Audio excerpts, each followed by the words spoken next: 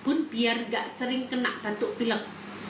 Kuatkan imun kamu, banyak olahraga, terpapar sinar matahari, minum vitamin D3, K2, dan ini yang lebih penting, gaya hidup sehat.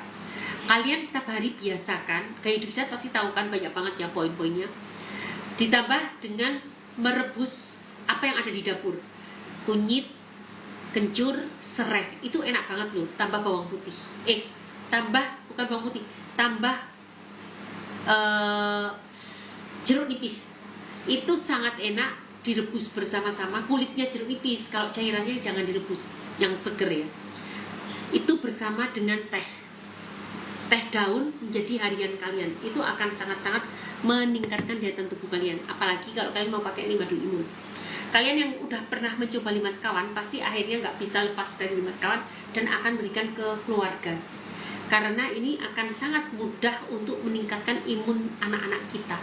Jadi kalau kalian belum pernah mencoba 5 sekawan, silakan coba.